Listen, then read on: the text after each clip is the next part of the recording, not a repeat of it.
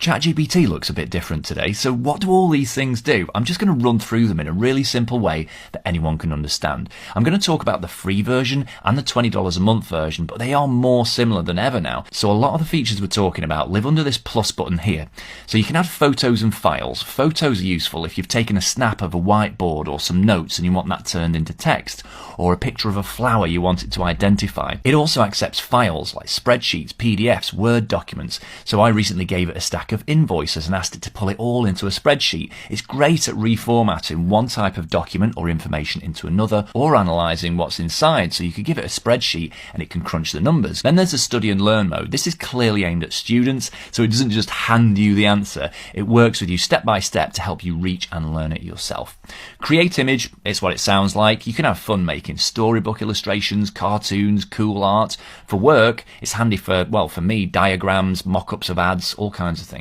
Think longer forces the model to slow down. Even if it has an answer straight away, it will take extra time to think, self-critique, like question its own response before replying to you. So it's more likely to search the web too. You don't need it for something simple like what do bears eat, but for things like create a bespoke exercise plan or suggest side hustles based on my skills, I would definitely use it for that kind of thing. Now here's a real treat for free users. You now get deep research and you get 4 runs a month. That's 4 in-depth analyst level reports, often up to 10,000 words in length, drawn from hundreds of sources on the web if you ask it the right questions.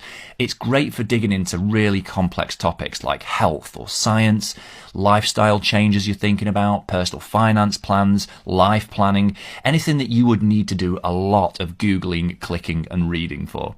Under more, there's web search. Well, why is that buried? Well, now ChatGPT just knows when to use the web and when not to. But if you really want it to act like a search engine, or you need really up-to-date info, hit web search manually. And then there's Canvas, this collaborative writing mode where it's like this right-hand pane and you and ChatGPT can both edit the text. I don't think it took off. I don't really know many people that use it. We mostly just take what ChatGPT gives us in the chat and paste that into Google Docs or Word or something like that and work on it from there. You can also connect Google Drive, OneDrive or SharePoint, and then when you need it to, you can reference documents in those places. That's on free, but on Plus accounts for $20 a month, you can also add these connectors, which are in settings, and as of this week's update includes Google Mail and Google Calendar, so ChatGPT can do stuff for you in those places.